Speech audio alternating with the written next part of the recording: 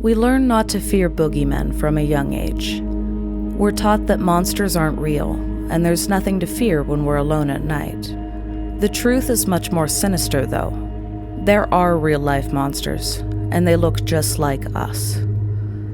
We walk past them on the sidewalk, stand in line behind them at the grocery store, and work side by side with them every day. They blend in so well, we may never know who they really are. This is some dark insight into one of those monsters.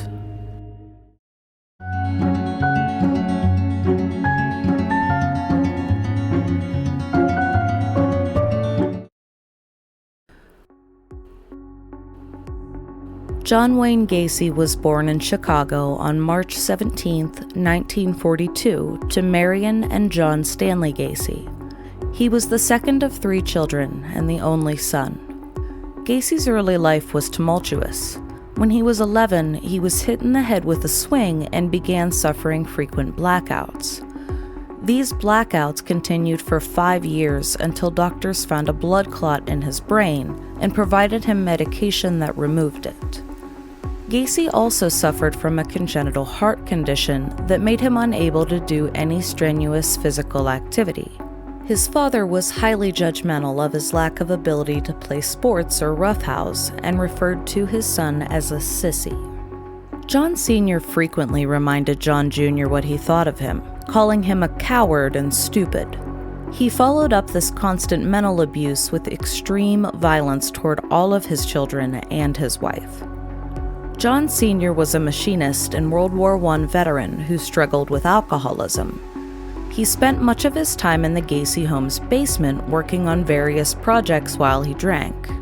When John Sr. finally came back upstairs, he was often very intoxicated and aggressive. He'd attack the other members of his terrified family with a razor strap. Allegedly, he once beat his wife so brutally that he knocked some of her teeth out. Marion ran outside into the street, and John Sr. chased her down, continuing the assault. Despite the way he treated his son, after his arrest, John Jr. would be quoted as saying, "My dad was domineering. My dad drank a lot. And when he drank a lot, he was abusive to my mother and to me. But I never swung at my dad because I loved him for what he stood for." The abuse he experienced led a young John Wayne Gacy to feel ashamed of himself when he realized he had homosexual desires. He described himself as bisexual to the few people he discussed his sexuality with, and deeply resented anyone referring to him as homosexual. His first experience with a man wouldn't occur until he was in his early 20s. Gacy once said that if his father had ever known he was intimate with other men, he would have killed him. Gacy reported having been abused twice by older family friends during childhood. The first incident occurred in 1947 when he was 5 years old. Marion Gacy was visiting a neighborhood friend when one of the woman's children, a 15-year-old girl, offered to keep an eye on John as the 2 mothers watched the younger children. The girl took John upstairs to play. After some time, she removed his clothing and she was touching him inappropriately when both mothers walked into the room. The girl's mother immediately started to yell at her, grabbing her and slapping her several times, while John's mother got him dressed and took him out of the room. The woman's daughter was intellectually disabled in some way, and as an adult, John would say he believed she was simply curious. The second incident of abuse happened when John was 8 in 1950. A contractor building on an empty lot next to the Gacy home visited the site while John Sr. was outside trimming hedges, and the 2 men met. John Sr. offered the man a beer, and they spoke for an extended time. The contractor returned frequently after this to check on the progress of the building and visit with the Gacy family. He usually saw John Jr. in the yard playing during these visits and stopped to talk with him. Eventually, the man asked John if he wanted to get ice cream and visit some other building sites. John agreed and got his mother's permission to go. The contractor took him to a few sites before stopping the vehicle and starting to talk to him about wrestling, a subject they'd discussed multiple times before. He said he wanted to show John a new wrestling hold, moving from behind the steering wheel and telling John to bend down and put his head under the man's leg. John was held there so tightly he couldn't move for a few minutes. When he started to tear up, the man let him go and took him for ice cream and then home. The contractor did this 3 more times, touching John on the other occasions, before Gacy decided he couldn't tolerate it anymore. He began to hide when he saw the man coming down the street and refused to go out when his mother said the man was looking for him. When they realized something was wrong, both John's mother and father asked him what had happened. He was reluctant to tell them, but eventually admitted he'd been abused. John Sr. told him he didn't want him going near the man anymore, and the next time the contractor arrived at the Gacy home, he was told never to come back or the police would be involved. Gacy Jr. never saw him again. While managing a shoe store in Springfield, Illinois, John Wayne Gacy met Marilyn Myers. They began dating and married in September of 1964. Marilyn's father owned 3 fast food restaurants in Waterloo, Iowa, and the couple relocated there so John could manage them. In 1968, Marilyn was out of town when a local high school sophomore was hired by Gacy to spread gravel in their driveway. Gacy invited the boy inside the house and showed him adult films, then persuaded him to perform an indecent act with him orally and allow Gacy to do the same. The boy left afterwards, but Gacy went on to pay him to service him multiple times in the following months. Later that year, Gacy offered a ride home to a young man who worked in one of the restaurants he managed.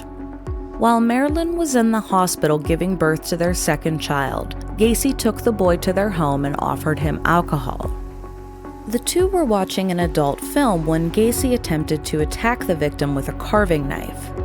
The young man got the knife away from him, leading Gacy to become highly apologetic and reassuring. He was able to convince the young man to stay for one more film. Gacy then brought out a chain and padlock and asked the victim to let him try something before chaining the young man's hands behind his back and beginning to strangle him. He'd almost passed out when Gacy finally let go and unchained his hands. When the boy fully regained consciousness, Gacy apologized and said he hadn't meant to harm him. He drove the young employee home and fired him a few days later. Though neither victim went to police directly, they did tell other people what had happened to them, and their stories eventually reached law enforcement. An investigation began, and police were able to locate other witnesses who said Gacy had solicited them for the same indecent act as the first victim. As the case against Gacy grew, he began to worry about the consequences of his actions. He hired a high school senior to threaten the first victim in hopes he wouldn't testify against him. The older boy drove the victim into the woods, sprayed him with mace, and beat him while telling him not to show up to court. The victim was able to break free and hide in a nearby cornfield until he could safely make it back to town. He immediately informed police and gave them the name of the older boy. His attacker later told investigators he'd done it in exchange for Gacy paying off his car loan. At trial, Gacy pleaded guilty to sodomy, expecting a sentence of probation. He was instead given 10 years in prison, with the judge stating the sentence was so severe because he wanted to make sure that, for some period of time, you cannot seek out teenage boys to solicit them for immoral behavior of any kind. Marilyn promptly divorced Gacy, and his father passed away during his incarceration. He was not permitted to attend the funeral. Unfortunately, Gacy wouldn't spend much time being punished for what he'd done. He was considered a model inmate, and in June of 1970 he was released on parole. He moved back to Chicago and began living in his mother's apartment. In February of 1971, just 8 months after he'd walked out of prison, a boy came to Chicago police stating Gacy had attacked him. The victim said he'd been hitchhiking when Gacy picked him up and attempted to assault him, but he was able to escape. Gacy was arrested and claimed that it was the boy who had propositioned him, so he threw him out of the car.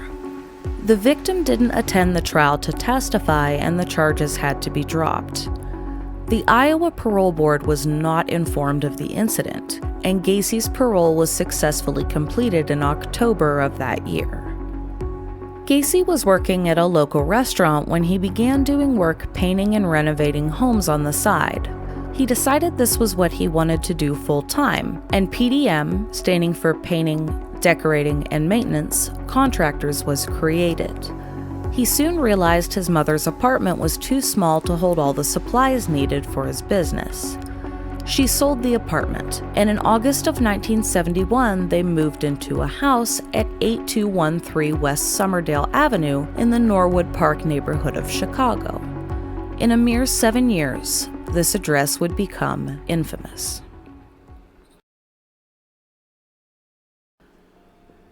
Gacy committed his first known murder in January of 1972.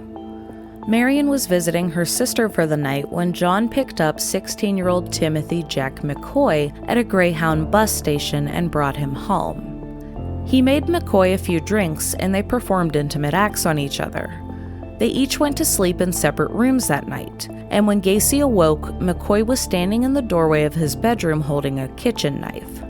Gacy sprung out of bed and began struggling with McCoy to grab the knife.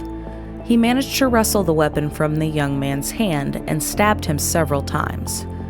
As McCoy lay bleeding on the floor, Gacy left the room and didn't return until he could no longer hear him breathing. The victim's body was placed into the crawl space using a trapdoor on the bedroom closet's floor and later buried under the dirt there. Gacy has claimed that after the murder, he realized McCoy wasn't going to attack him. He'd just finished cooking breakfast for them both and was coming to wake John to eat. Around this time, a childhood friend of Gacy's sisters began coming to visit him and his mother. Carol Hoff and her 2 daughters had been struggling since Carol and her husband divorced. Marion Gacy offered to let all 3 of them move in, and Carol agreed. Carol and John soon began a relationship that quickly turned into an engagement. Just 9 days prior to their July 1, 1972 wedding, Gacy was arrested again. According to police, John had told a boy he was the deputy sheriff and ordered him to get into his car. He then forced the boy to perform an indecent act. Afterwards, the boy jumped out of the car and fled.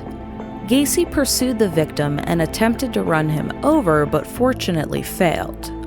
The charges for this incident were dropped for unknown reasons, and Gacy was able to either rationalize what happened or outright hide it from Carol. Their wedding went ahead and the 2 were married as planned. To allow the couple their space, Gacy's mother moved out of their home and into her own apartment. Over the summer of 1972, Carol started to notice a terrible smell inside the house and that a swarm of flies had gathered in a back room. Gacy told her that a broken sewage pipe was leaking runoff into the crawl space. He spread a large bag of lime there in hopes of stopping the odor, but that seemed to only make it worse. Carol left town for a short time, and when she returned, noticed the flies were gone and the smell had improved. Gacy informed her he'd spread concrete over the section of the crawl space where the runoff was going. Carol may have been able to believe Gacy's story about a sewage leak, but things that concerned her continued to pop up. Gacy began to go out for most of the night, claiming he'd been visiting different stores and construction sites he wanted to bid on. He said it was easier to discuss potential work and see places during the night than it was in the daytime. Once, when looking under the kitchen sink, Carol found a pile of adult magazines and photos containing nude men. In one of the photos was a young man who appeared to be covered in blood. Despite these incidents, Carol and John remained married, and when his mother broke her hip, Carol was the one to stay at her apartment and ensure she was taken care of. Gacy took full advantage of once again being alone in the house. On August 1st, 1975, 18-year-old John Butkovich went to Gacy's house to collect money he was owed for work he'd done. Gacy gave him alcohol and told him he wanted to show him a magic trick using handcuffs. This was a common tactic used by Gacy. He would bring out either the handcuffs or a rope and get his victim into a compromising position by claiming he wanted to show them a trick. Once Butkovich was handcuffed, Gacy strangled him. His body was buried beneath the garage floor, an area he told Carol he used for business and forbade her and the girls from going into. Before leaving home, Butkovich had told his parents where he was going. When he never returned, they reported him missing and told police he'd been to see Gacy. They repeatedly urged law enforcement to do a full investigation, but sadly their pleas were ignored. Mary and Gacy eventually moved to Arkansas to live with one of Gacy's sisters, and Carol was spending her time at home again. In October, she told John she wanted a divorce. The couple continued to live together until Carol and her daughters moved out in February 1976. Gacy began picking up young men and paying them to service him, but didn't kill again until that April. It had been 4 years since the first victim was picked up at a bus station and brought back to Gacy's home, never to be seen again. Those years had been relatively quiet, but as it would turn out, Gacy was just beginning. As the months passed in 1976, he would take the lives of approximately a dozen young men. Gacy was able to remain liked and respected in his community through the time of these murders. He was known to hold themed costume parties and was active in local groups and events. Many of the people who knew him would say they were shocked to find out about his heinous actions after his arrest. One of the most infamous details about Gacy's life came about when he joined the Jolly Joker Clown Club. He performed at children's parties and other events in clown attire and makeup. Often remembered for his character Pogo, Gacy also performed as Patches the Clown. After his arrest, Gacy would become well known in the media as the Killer Clown. Though this is just a small part of his life and what he did, the alarming juxtaposition of a clown and a serial killer whose victims were boys and young men seemed to captivate the public. The idea that some view clowns as scary rather than the fun, entertaining figures they're usually meant to be cemented this image, and it continues to come up in media that references Gacy. In 1977, Gacy seemed to become more confident. He continued to kill, but also allowed a few victims to live. During this time, 3 young men came forward alleging they had been victimized by Gacy. In March, 27-year-old Jeff Rignall claimed Gacy had offered him marijuana to lure him into his car before using chloroform to knock him out. He drove Rignall to his house where he handcuffed and assaulted him. Rignall was then allowed to leave with his life. Police arrested Gacy and he was charged with misdemeanor battery. The case was settled out of court for $3,000. A few months after Rignall's encounter with Gacy, Art Peterson visited Gacy's house to talk about a job with PDM. In conversation, Gacy revealed that he was bisexual and attempted to touch Peterson inappropriately. Peterson pulled away and Gacy became angry, threatening, "Do you know how easy it would be to get one of my guns and kill you? And how easy it would be to get rid of the body?" Peterson was able to escape Gacy's home unharmed. It's unknown if he reported the encounter at that time.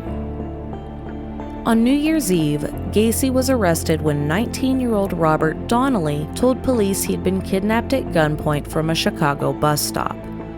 Donnelly reported that Gacy took him home and forced him to perform intimate acts. He was then tortured for hours. His head was repeatedly dunked into a bathtub filled with water until he passed out, and Gacy held a gun to his head, pretending to play Russian roulette until it fired off a blank round. Donnelly told investigators he was in so much pain at one point that he begged Gacy to just kill him and let it be over. Ultimately, Gacy released him alive, warning him not to inform police.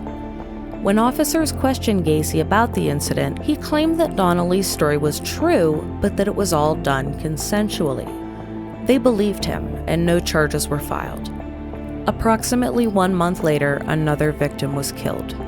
It's believed that during 1977, Gacy ended the lives of at least 8 young men.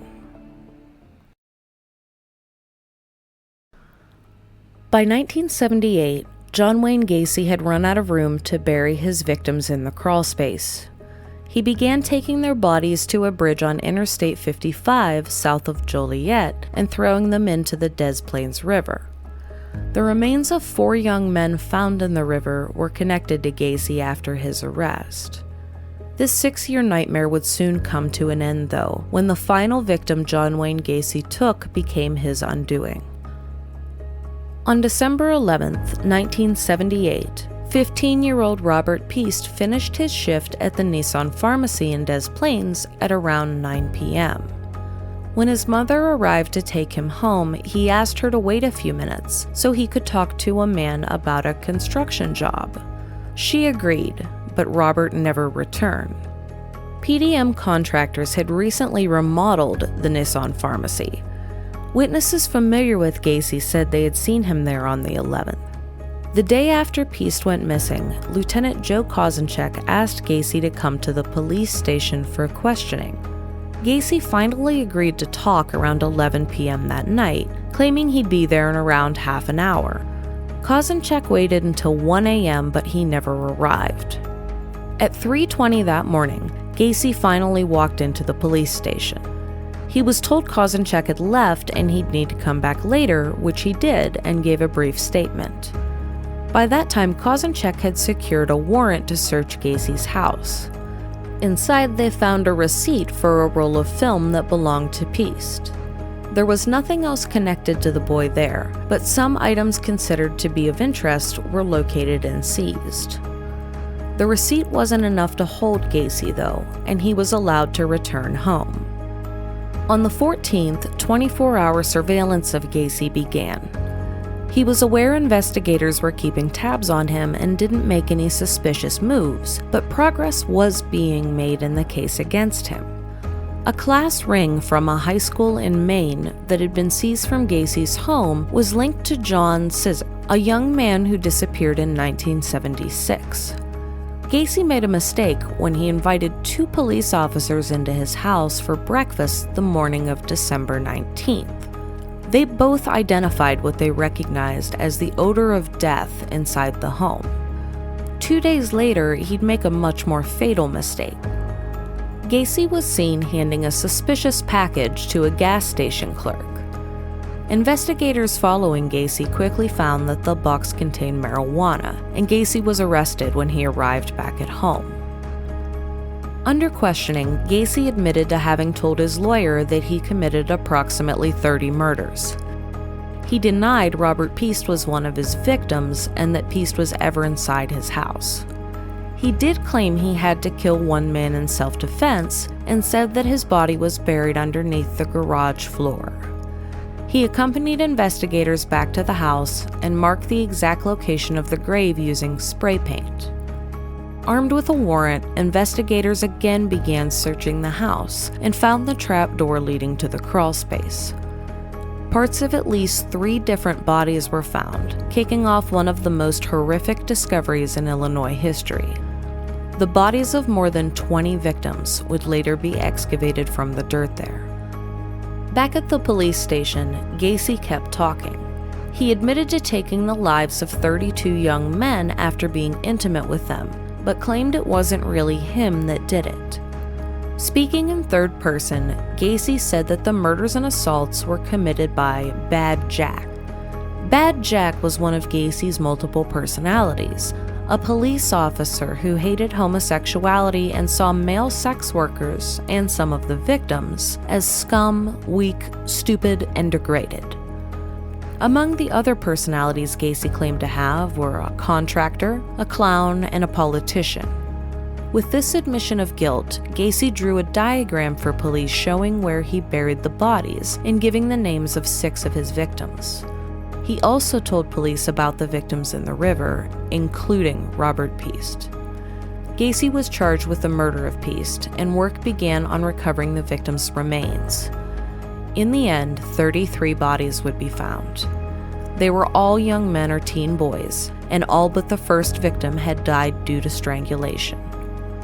The body of Robert Piest was identified the following April using dental records and x-rays. Gacy pleaded not guilty by reason of insanity against charges including murder during the commission of another felony, a capital offense that held a potential sentence of death.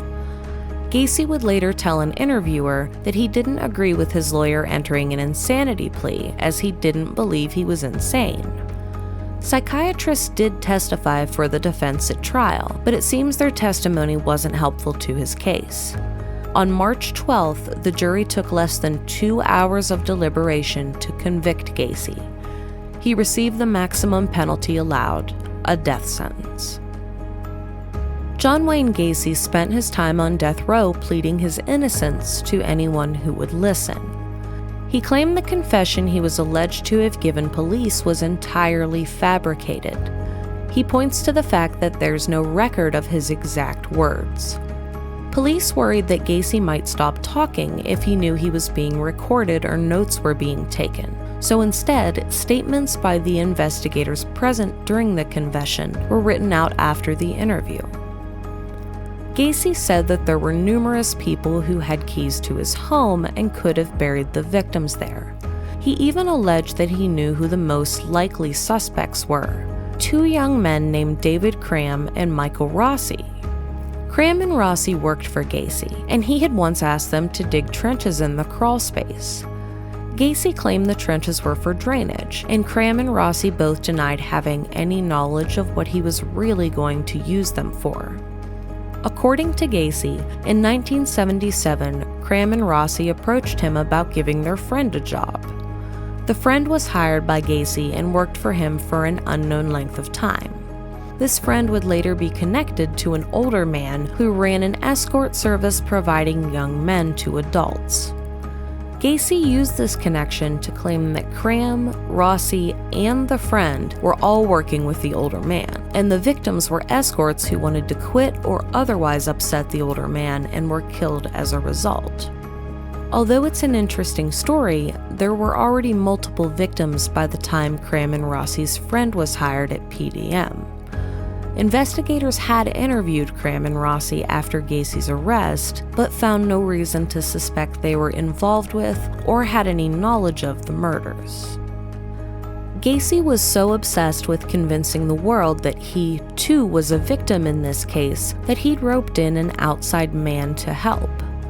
This friend of Gacy's was doing research on the victims and providing the information he found to Gacy so that he could cross-reference them with each other. He claimed to have done this because he was seeking a common link between all of them that would solve the case and find the real killer. He told interviewer Alec Wilkinson, "My idea is, if I didn't kill them and I had no knowledge of them, then who did they know? If I didn't do the murders, then we have to find out who did them by finding out about the victims and cross-referencing them." Gacy's legal team was also still working to get him off of death row. They appealed the case to the Illinois Supreme Court in 1984, but the court ruled to uphold Gacy's conviction and sentence. The case was then brought to the U.S. Supreme Court, who outright denied the appeal. With all appeals then exhausted, Gacy was to be executed by lethal injection. At 12:58 a.m. on May 10, 1994, John Wayne Gacy was pronounced dead as a crowd of both pro- and anti-death penalty protesters stood outside the prison walls. The people who had come to celebrate Gacy's death sang, "Na na, hey hey, kiss him goodbye," so loudly it could be heard within the building. Those who viewed the execution inside said no last words were spoken.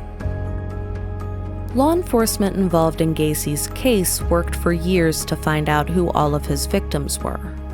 Their investigation resulted in all but 9 of the young men being identified within a short time of their bodies being recovered. By the time of Gacy's execution, one of these 9 victims had been given back his name. Timothy Jack McCoy, Gacy's first known victim, was identified through dental records. The final 8 victims rested unknown until a renewed effort by the Cook County Sheriff's Office saw them exhumed for DNA extraction in 2011. Through this, 3 of them were able to be matched to DNA samples provided by family members. In November of 2011, 19-year-old William George Bundy was matched to DNA from his brother and his sister. Bundy had last been seen heading out to a party in October of 1976. Bundy's mother suspected he might have fallen victim to Gacy and attempted to retrieve his dental records for comparison at the time the bodies were found. Unfortunately, the dentist had retired and destroyed all of his records, leaving Bundy's fate a mystery for decades. In July of 2017, 16-year-old Jimmy Hakinson was confirmed to be the 24th victim found in the crawl space. He had run away from his home in Minnesota and was last heard from when he called his mother August 5, 1976, to let her know he was in Chicago. His mother had also come to Chicago to find out if her son had been killed by Gacy, but she had no dental records to compare with remains. Most recently, in October of 2021, Francis Wayne Alexander was identified as the 5th victim found in the crawl space. It's suspected he was murdered sometime between early 1976 and early 1977 when he was 21 or 22 years old. Alexander had moved around the country, having been born in North Carolina, then moving to New York before ending up in Chicago. The discovery of the identities of these victims have left 5 who are still unknown. The Cook County Sheriff's Department is still very much interested in solving the case fully. They are seeking anyone who had a male relative disappear between 1970 and 1979 in the United States, is related to the missing person by blood, and is willing to provide a DNA sample for comparison to the unidentified victims.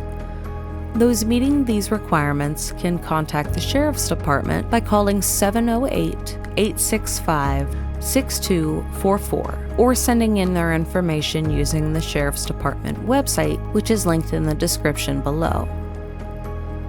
Though all of the victims John Wayne Gacy initially admitted to taking have been located, fears remain that there may be more. Former Des Plaines Police Department investigator Rafael Tovar recalled a suspicious conversation he had with Gacy while driving him to the Cook County Jail. Upon asking Gacy if there were any undiscovered victims, Gacy told him 45 sounds like a good number. Tovar asked him where they were, but Gacy was unwilling to reveal any more information. There also exists an audio recording of Gacy telling his attorney there is one more victim whose body lies in a wooded area near a high school. Again, he would not speak any further about this victim. The problem with these potential confessions is that Gacy was a notorious liar. He enjoyed playing games with investigators, and it's not unlikely that he'd make a claim like this that was entirely false. However, there are suspicions based on more than just Gacy's word as well. The residents who lived around a property in Chicago Gacy once worked on reported having seen him carrying what appeared to be heavy trash bags across the lawn in the middle of the night. He was also allegedly witnessed there digging and filling in trenches similar to the ones found in the crawl space. Cook County Sheriff Tom Dart believes there might be victims in other states. Gacy was known to travel, and a man in Florida once claimed to have had an encounter with him at a truck stop. The man said he was selling marijuana there when Gacy pulled up and waved him over. When the man approached his vehicle, Gacy pulled a gun on him. The man reacted quickly, tossing his wallet at Gacy and running away.